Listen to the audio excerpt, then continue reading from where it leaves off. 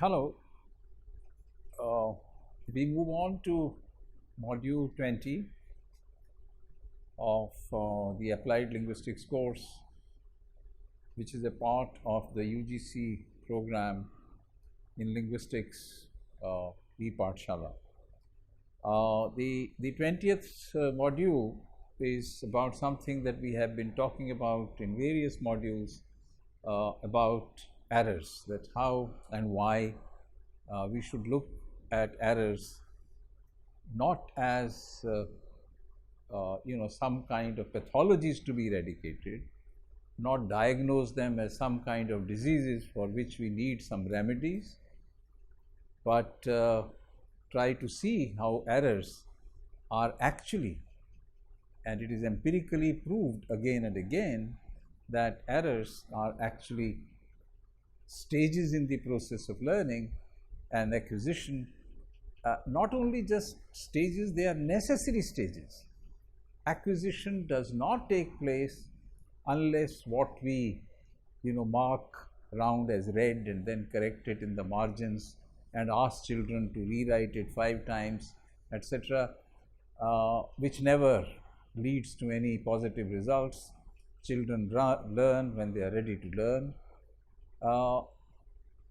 So can we really look at errors not as pathologies or as serious mistakes to be eliminated, but more positively as stages in the process of learning? So that largely is the burden of this module, and we will try to go through it in the next 15-20 minutes. One of the important issues is that, as you know, my teacher, Professor Robert LePage, often used to say that linguists have always set themselves up as teachers of language teachers. So linguists think that they know what is correct language, they know what is pure language. There could be nothing more. Nothing more false, nothing more untrue to characterize a linguist. A linguist is one who describes a language, who tries to understand the nature and structure of language. And now we can say who tries to understand the universal nature of the language faculty, the nature of the human language faculty. He is a linguist. Or certainly a linguist who tries to describe different aspects of the language. Does not matter whether it is worshipped as a goddess or it is so-called Creole or pidgin or khichdi spoken in a god-forsaken remote village or in a tribal area. It doesn't matter to a linguist. For him they are equal. But in spite of all this, linguists, since they know something about language, they have always set themselves up as teachers of language teachers, and they have tried to tell them what to do and what not to do. Now, the complexity of the language teaching enterprise is so high, because as we saw in earlier modules, there are sociological, psychological, political, classroom infrastructure factors involved. So what can one particular factor, such as the structure and description of language, do in such a complex situation? So I think linguists should try to help the teacher rather than try to impose certain kind of theories about a pure and standard language on the teachers. But this obsession with language purity and standardization is as old as the standardization of languages. Certainly goes back to Panini, because Panini wrote the Ashtadhyayi partly for the reason, certainly one of the greatest grammars written, but I am told, I am not an authority on it, so better check on this, but I think it is also meant, or the various other grammars of Sanskrit were meant to decide, to prescribe the rules for purity of enunciation. How a particular structure, particular stanza or a particular shloka was to be pronounced. It was sort of encoded with its writing, with its grammar. Where is the rise, where is the fall, and what is wrong and what is right. And I mean, this enterprise goes on for centuries and centuries and has still not stopped. For example, in the Western world, the tradition was set up by people like John Locke. The dates are on your slide. The slide is in front of you on the screen. So John Locke in in the 17th, 18th century, James Harris also in the 18th century, Noah Webster in the 18th and the 19th century, Joseph Priestley also in the 18th and 19th century. So here are foundations of linguists setting themselves up as language teachers, and telling people what to do and insist on accuracy and correctness. It was with this purpose in mind that grammars and dictionaries were written, that here is the accurate pronunciation, here is the accurate meaning, and here is the accurate usage. This is what you should be doing. If some of you might know that the French Academy was set up in the 17th century, in I think 1637 to be exact, in France. And what was the purpose of setting up the French Academy? It is there even today. It sends circulars to the French schools to prescribe the accuracy and pronunciation of various expressions in French, or for example, the new words that happen to enter French. So what is the authoritative version of French vocabulary and grammar is provided by the French Academy in France. Even in 1932, grammar was defined as the art of speaking and writing correctly. Now, that's not what grammar is all about. And academies in the tradition of the French Academy followed all over the world. They mushroomed. There is one in India also. You will find all kinds of academies, of the Marathi language, of the Gujarati language, or certainly the Hindi cell, or the Kendriya Hindi Sansthan, or various other bodies that take it upon themselves to save the cause of the purity of Hindi language. The Constitution of India provides that contemporary Hindi will borrow words primarily from Sanskrit and only secondarily from other languages. It's written in our Constitution. And following that, the Supreme Court issued directions to NCERT and other bodies dealing with education that you better create textbooks which have items from Sanskrit rather than from Persian or Arabic. So many Persian words were eliminated from the rich vocabulary of Hindi. So a person like me, in my school days, knew the word tree because I started learning English.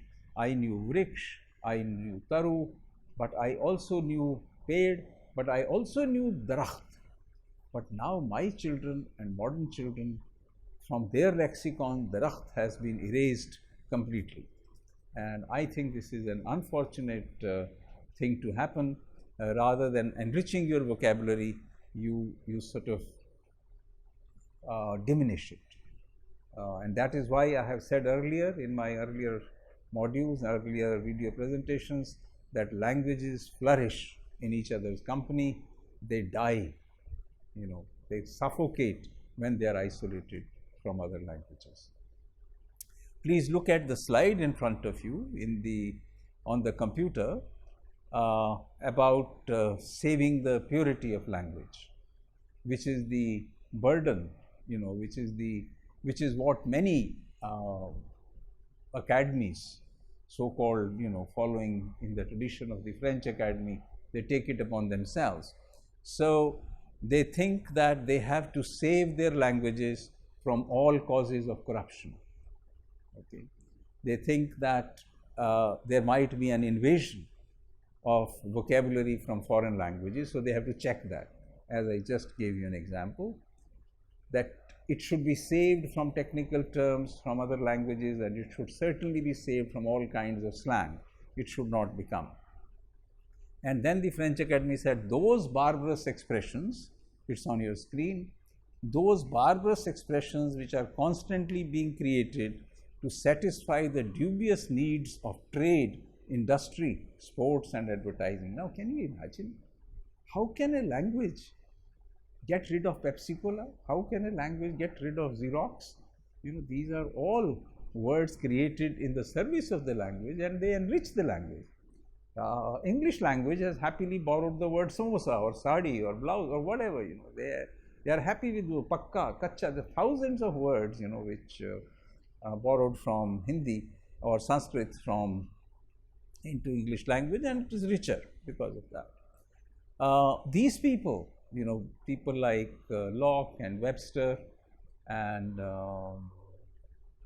they went to the extent of saying, Webster, for example, is on record saying that Shakespeare, of all the people, Shakespeare was a man of little learning, that he didn't know his English well. And look at their obsession with shall and will. Earlier, all grammars used to teach you, I shall go and you will go. And a person who said, I will drown, nobody shall save me, he died. Because, you can't say, he should have said, I shall drown, nobody will save me. That might have saved him, but I mean, that kind of thing was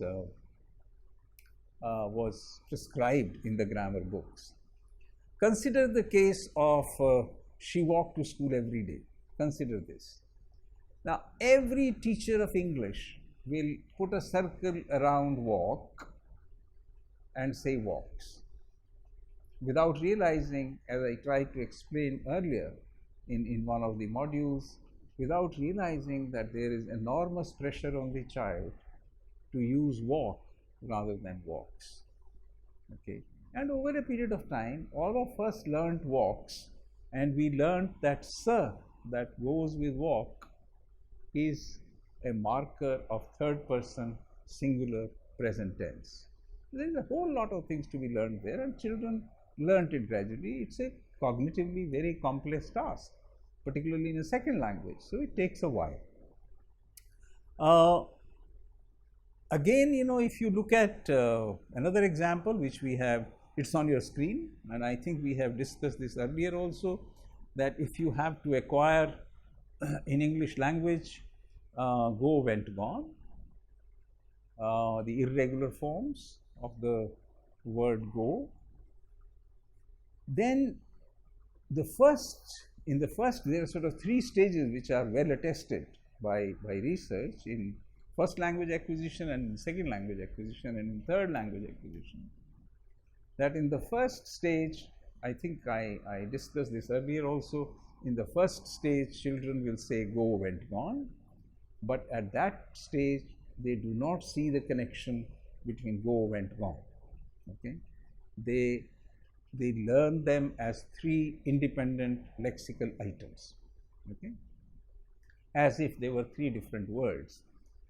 Then in the second stage they learn the regular rule, which is add ed to the verb for the past tense, and then they learn the sort of paradigm go, goed, goed. Now every teacher will laugh at it, every linguist, every teacher trainer will laugh at it, but what I am trying to say is that this should be considered as a necessary stage in the process of learning, because it is evidence of learning and knowledge and not of ignorance and stupidity.